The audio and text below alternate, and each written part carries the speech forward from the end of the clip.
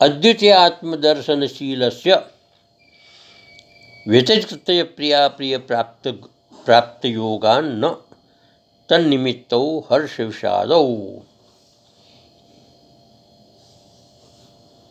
जो अद्वितीय आत्मा है, एक होता है द्वितीय और एक होता है अद्वितीय। द्वितीय अद्वितीय कहते हैं जिसमें कोई दूसरा न हो। एकमेव ब्रह्म, एकमेव अद्वितीयम ब्रह्म, अद्वितीयम ब्रह्म। और द्वितीय का मतलब दो, मैं, मेरा, तेरा, इसका, ऐसे नाना प्रकार के व्यक्ति द्वितीय होते हैं। तो अद्वितीय आत्मदर्शन स्वभाव है जिसका, परमात्मा की अनुभूति करने का स्वभाव है जिसका, आत्मा को ठीक ठीक समझने का स्वभाव है जिसका, ऐसा उसके व्यतिरिक्त प्रिया प्रिय, ये अच्छा है बुरा है, इसका संबंध जिसके साथ नहीं है, ये अच्छा है ये बुरा है, इसका संबंध जिसके, अर्थात मन में भाव नहीं है कि अच्छा है ये बुरा है, ये बहुत बुरा है, ऐसा है, तो ये भाव नहीं जिसके अंदर। हाँ, तो तन्निमित्तो हर्ष शोको हर्ष विषादु इत्युक्त। तन्निमित्त हर्ष शोक होता है, अर्थात ये बुरा है तो शोक होता है, ये अच्छा है तो हर्ष होता है। हम कोई वस्तु लेने जाए तो अच्छी होती है तो बड़े प्रसन्नता होती है, बुरी होती है दुख होता है। तो दुख जो है उससे छोड़ करके, अर्थात आत्म से बाहर निकल कर, उस चिंतन से बाहर निकल कर जब द्वैत को देखते तो इस सारी विचारधारा बनती है। इस बात को ध्यान में रखते हुए अद्वितीय आत्मदर्शनम विवृणोति। अद्वितीय आत्मदर्शन क्या है ये यहाँ पर बताते हैं। स्थिर बुद्धि, एक तो बुद्धि जो है हमारी चेतना वो स्थिर होनी चाहिए। अच्छा, अस्थिर कहाँ होती है कि विभिन्न प्रकार की वस्तुओं को देखते हैं तो कहीं वो अच्छी लगती है, कहीं बुरी लगती है, कोई आपको ग्रहण करनी होगी, कहीं ग्रहण करने नहीं होगी, तो विभिन्न प्रकार की कल्पनाएं करते हैं हम। लेकिन जब परमात्मा में देखते तो वहाँ भेद नहीं है, एक होने के कारण वहाँ विभिन्न दृष्टि नहीं होती है। स्थिर बुद्धि स्थिरा निश्चला संन्यास पूर्वक वेदांत वाक्य विचार परिपाकेन कर्म संन्यास, कर्म फल का संन्यास मैंने त्याग पूर्वक, हम कर्म करते हैं और कर्म का फल प्राप्त करने की इच्छा नहीं रखते हैं कि जो कुछ है प्रभु हमसे करवाते हैं, हम कर रहे हैं, इसका फल क्या मिलेगा, कब मिलेगा, कितना मिलेगा, क्यों मिलेगा, ये हमें इसका कोई वो नहीं, जो मिले जैसा मिले हमारे लिए स्वीकार्य। तो कर्म फल का संन्यास, इच्छा से रहित होना, कर्म फल में आसक्ति से रहित, ऐसा कर्म फल संन्यास पूर्वक वेदांत वाक्य, वेदांत वाक्य कहते हैं आत्मा के विषय में चिंतन करने वाले वाक्य, जैसे तत्त्वमसि है, अहम ब्रह्मास्मि है, प्रज्ञानम ब्रह्म है, अव्यात्मा ब्रह्म है, इस प्रकार के जो है ये वाक्य है, ये वेदांत वाक्य कहते हैं। कहने का मतलब किसी भी प्रकार से आत्मा को इंगित करने वाले, आत्मा को समझने वाले, आत्मा को अनुभूत करने वाले जो वाक्य है, उस वाक्य का विचार परिपाक, उसको विचार करें, और विचार से परिपाक जब होता है, स्थिर होता है, तो उसको कहते हैं पहले श्रवण, उसके बाद मनन। श्रवण होता है और मनन होता है। अब कहा कि तुम जो हो जीव हो, तुम परमात्मा हो, तुम जड़ नहीं हो, तुम शरीर नहीं हो, तुम मन नहीं है, तुम बुद्धि नहीं हो, तुम ये नहीं, तुम सबका निषेध करते हुए शेष जो बचा है आत्मा, तुम आत्मा हो।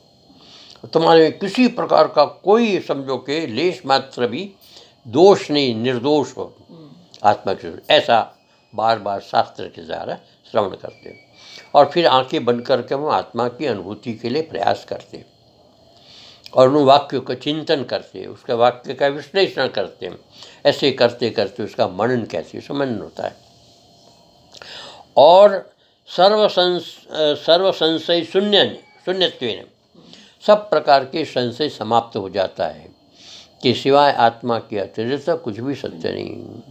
अब उसमें एक एक प्रकार समझने का कि जो जो वस्तु नाम और वस्तु परिवर्तित होती है, बदलती है, वो अनित्य है? और जो न बदलने वाली वस्तु है वो सत्य है।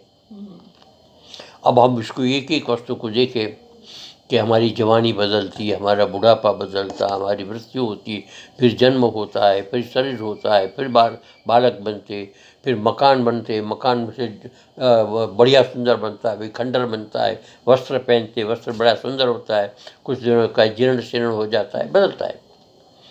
तो संसार की प्रत्येक वस्तु को लेकर जब हम सोच रहे हैं तो बदलने वाली ये निश्चय है कि जो बदलती हो सत्य नहीं है, और जो न बदलने वाली सत्य, न बदलने वाला है आत्मा, वो जो है केवल और केवल अनुभव में आता है, दिखाई नहीं देता।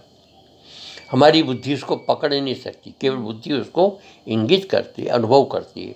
तो इस प्रकार का जो आत्मा है सर्व संशय शून्य, निर्विचित्ता, किसी प्रकार का कोई इसके अंदर संदेह नहीं है। निश्चिता ब्रह्मणि बुद्धि, इस प्रकार के निश्चित ऐसे ब्रह्म में जिसकी बुद्धि स्थापित हो गई है, जिसके अंदर बुद्धि लग गई है। तथा लब्ध श्रवण मनन फल, श्रवण और मनन का फल हमको प्राप्त हो गया, इस प्रकार की बुद्धि परमात्मा में स्थित हो जाता है, तो श्रवण और मनन का फल प्राप्त होता है। एतादृशस्य सर्वाभाव शून्यत्वेन सर्व संभावना शून्यत्वेपि, सब प्रकार की असंभावना से शून्य होने पर, असंभावना जो न हो, नहीं है ऐसी भावना जो होती है, उसी से शून्य होने पर विपरीत भावना प्रतिबंधात साक्षात्कारो नो देती। एक होता है कि परमात्मा है और एक होता है परमात्मा नहीं है, ये विपरीत भावना है। परमात्मा है ये सकारात्मकता है, परमात्मा नहीं है नकारात्मक है। यदि नकारात्मकता से युक्त होता है तो उसमें आत्मा का साक्षात्कार नहीं होता है, और सकारात्मकता होती है तो आत्मा की साक्षात्कार की संभावना बनती है। तो इस प्रकार का निधिध्यासन होता है। जब स्थिर हो जाता है विचार, स्थिर होता है कि परमात्मा है, हमने श्रवण किया, हमने मनन किया, मनन के बाद निधिध्यासन जब स्थिर हो जाता है कि परमात्मा इस प्रकार का है, परमात्मा का स्वरूप है, उस परमात्मा में मन स्थिर हो जाता है, बुद्धि स्थिर हो जाती है, तो निधिध्यासन वहाँ से है। तो वहाँ पर बिना किसी प्रकार के सम्मोहित हुए, असम्मूढ़ होते हुए, मोह से रहित होते हुए, उसके अंदर से निधिध्यासन होता है। ततो सर्व प्रतिबंध